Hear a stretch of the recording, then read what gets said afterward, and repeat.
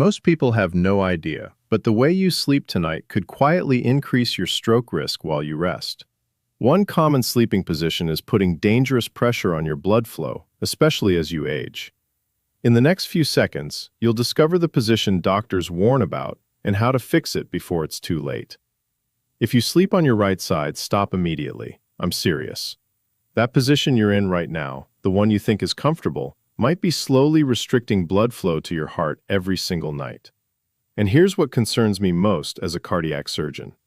30% of all strokes happen between midnight and 6 a.m. Not during the day, not during stress, while you're asleep. I'm Dr. Daniel Morgan, and in the next 15 minutes, I'm going to show you 5 sleep positions ranked from bad to deadly. But more importantly, I'm going to give you 2 positions that could genuinely protect your brain tonight. Here's what I need you to do right now before we start.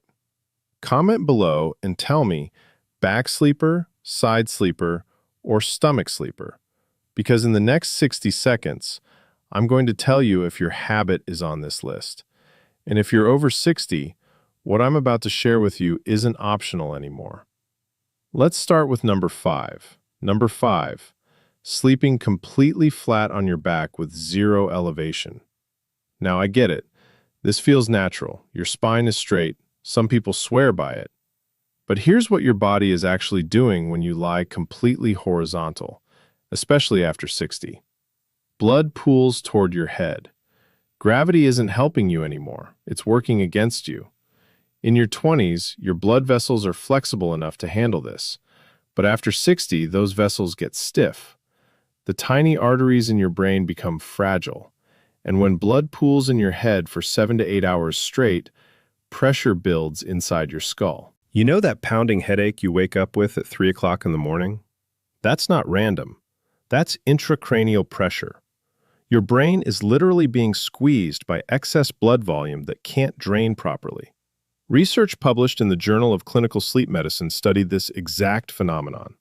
What they found, even a 15-degree elevation of your head significantly reduces this pressure and improves blood flow back to your heart.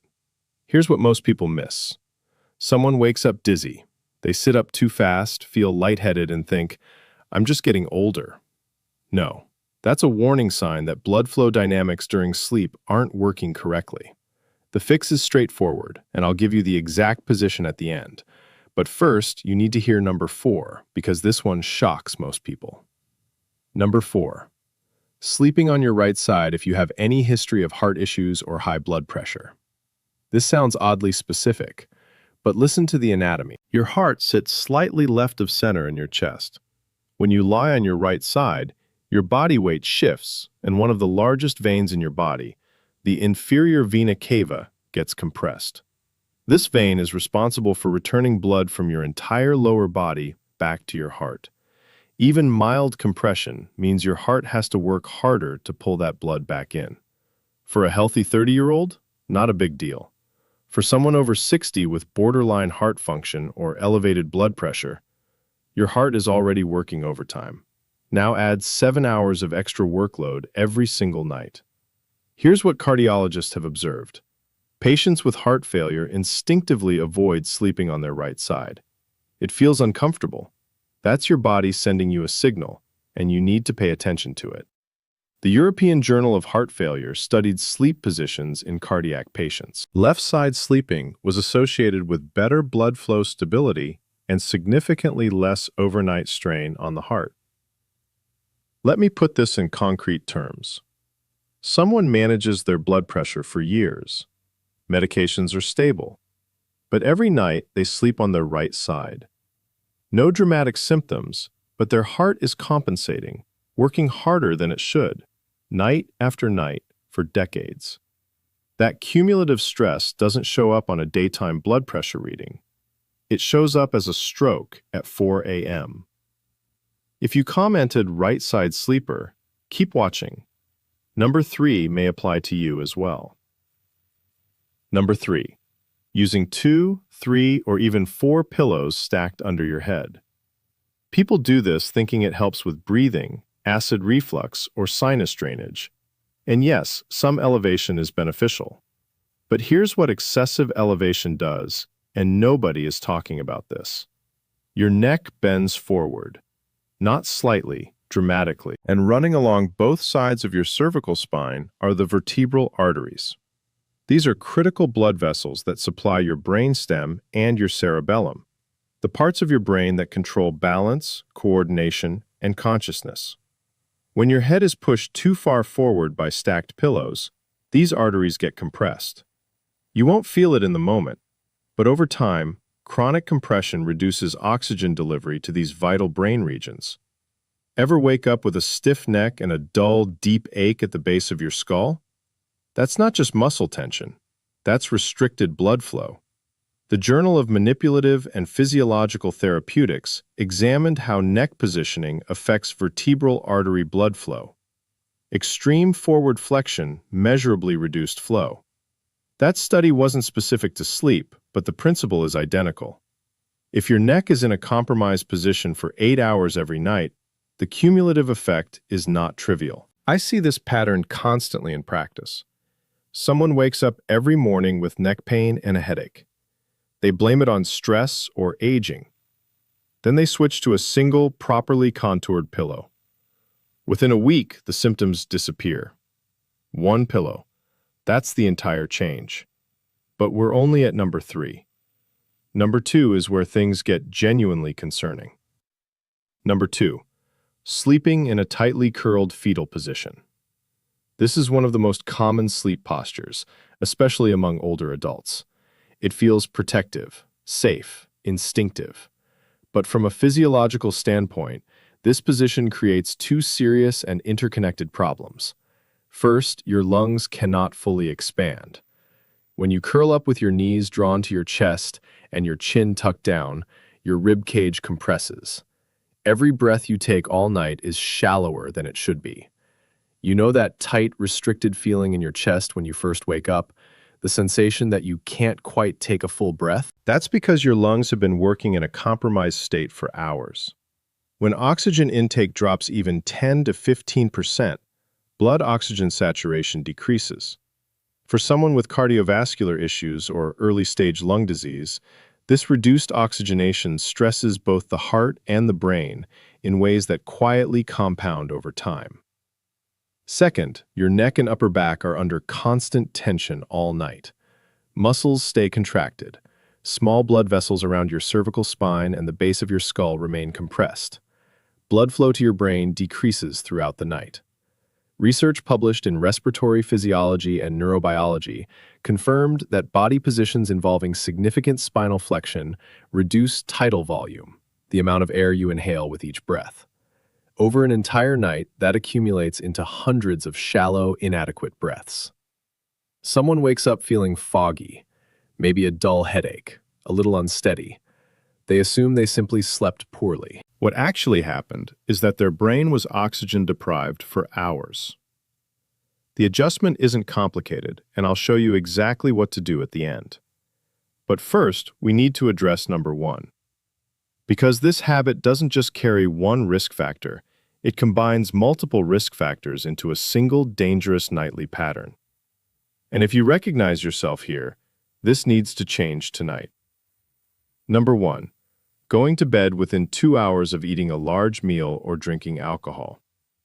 I know this lands close to home for many people. Evening dinners, social drinks. These are part of normal life. But from a cardiovascular standpoint, this combination is the most dangerous habit on this entire list. Here's exactly what happens. When you eat a large meal, your body redirects blood to your digestive system. That's normal physiology, but it means less blood is available for your brain, your heart, and other vital organs. In younger people, the body compensates efficiently. In older adults with narrowed or stiffened arteries, this redistribution can trigger dizziness, lightheadedness, or even brief loss of consciousness during sleep. Now add alcohol.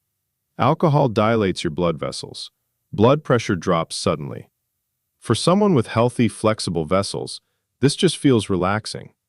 But for individuals with arterial plaque buildup or vascular stiffness, this sudden pressure drop triggers a sharp compensatory response. Your body tries to correct it. Blood pressure spikes, then drops again.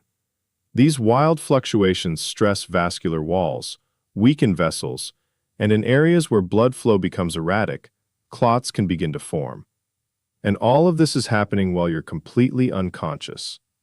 The American Journal of Hypertension studied alcohol consumption and nighttime blood pressure. Even moderate alcohol taken close to bedtime disrupted the normal pressure dip that should naturally occur during sleep. When that protective dip doesn't happen, cardiovascular strain increases dramatically. Let me make this concrete. Someone finishes dinner at 8 p.m., has 2 glasses of wine, and goes to bed at 10. At 2 a.m., they wake up with a pounding headache, racing heart, and they're sweating. They chalk it up to a bad dream. What actually occurred was a circulatory crisis that the body was desperately trying to compensate for. Over time, these episodes accumulate. Small vessel damage, microstrokes you never even detect. Then one night, it's not micro anymore. If you take one thing away from this video, change this habit. Finish dinner at least 3 hours before bed. If you drink alcohol, stop 4 to 5 hours before sleep. After dinner, take a 15-minute walk, just movement. This single adjustment can reduce your overnight stroke risk more than most people realize, and more than many medications accomplish. Now, those are the 5 to avoid. Here's what you should actually do instead. The first protective position, left side sleeping. And I want to share something most physicians don't cover in standard appointments. Your heart sits slightly left of center in your chest. When you sleep on your left side, gravity works with your circulation instead of against it. Your heart labors less. Blood moves more efficiently. Your brain receives more oxygen throughout the night. That's the foundational cardiology. But here's the part that changes everything. About a decade ago, researchers identified something called the glymphatic system. Think of it as your brain's overnight waste disposal operation. While you sleep, this system actively flushes out toxins, metabolic waste, proteins linked directly to Alzheimer's disease. A study published in the Journal of Neuroscience demonstrated that the glymphatic system works most efficiently when you sleep on your side, particularly your left side. Let me explain precisely why this matters. Every single day, your brain accumulates proteins like amyloid beta and tau. In Alzheimer's patients, these proteins build up and form plaques. In healthy brains, the glymphatic system clears them out during sleep. But if you're sleeping in a position that restricts this clearance, night after night, those proteins begin to accumulate. Not overnight, over years, over decades. And by the time symptoms finally appear, the damage is already substantial and irreversible. Left-side sleeping optimizes this critical waste clearance. This isn't only about preventing a stroke tonight. This is about protecting your cognitive function 20 years from now. That is the longer game, and it's the one worth playing. There's another advantage worth knowing. If you deal with acid reflux, the anatomy of your stomach and esophagus makes left-side sleeping mechanically superior. It keeps stomach acid down where it belongs. You wake up without that burning sensation in your chest. If you've spent 30 years sleeping on your right side or your back, adjustment takes time. Here's the practical approach. Use a body pillow. Hug it in front of you. It anchors you in the left position, supports your spine, and if you have joint pain, place a smaller pillow between your knees for added comfort. A question I hear often, what if I roll over during the night? You will. That's completely normal. The goal isn't perfection. The goal is spending more time in the beneficial position than in the harmful ones. But there's a second position that works exceptionally well for specific individuals. The second protective position, back sleeping with gentle elevation. Not flat, not sitting upright. A gradual incline, raising your upper body between 15 and 30 degrees. You can achieve this with a wedge pillow, an adjustable base bed, or carefully arranged pillows. The key detail, your entire upper body should be elevated, not only your head. Why does this work? 3 specific reasons. First, blood returns to your heart more efficiently from your lower body. If you have poor circulation, chronically swollen ankles, or varicose veins, this position meaningfully reduces your cardiovascular system's overnight workload. Second, pressure inside your skull decreases. For individuals with fragile brain vessels or poorly controlled blood pressure, this lowers the risk of small vessel rupture during sleep. These tiny hemorrhages produce no dramatic symptoms, but they accumulate over years. They lead to cognitive decline, memory deterioration, what clinicians classify as vascular dementia. Third, breathing improves substantially. Your airway stays more open. For individuals with mild sleep apnea, chronic congestion, or sinus problems, this elevation reduces snoring and improves oxygen delivery to the brain throughout the night. Here's a detail most people miss entirely. If you elevate your upper body, also place a small pillow beneath your knees. This maintains your spine's natural curvature and removes unnecessary pressure from your lower back.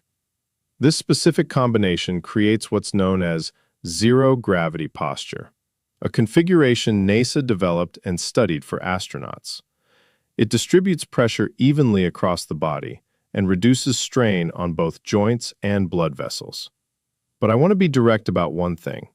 This position doesn't work for everyone. If you have severe sleep apnea, even with elevation, back sleeping may collapse your airway. Left side sleeping is the better choice in that case. If you have shoulder arthritis, elevated back sleeping may offer real relief. If you have heart failure, left side is typically what we recommend clinically. The goal isn't blind rule following. The goal is understanding why these positions work mechanically, and then applying that understanding to your specific health profile. Have you tried either of these positions? Drop a comment below. Left side or elevated back? I genuinely want to know what's working for you. Now let's talk about your bedroom environment. Because even perfect sleep positioning won't protect you if these foundational variables are wrong. Your bedroom isn't just where you sleep, it's where your brain and heart either recover or quietly deteriorate. Temperature first. Keep your room between 64 and 68 degrees Fahrenheit. A cool environment prompts your core body temperature to drop, which initiates deep sleep.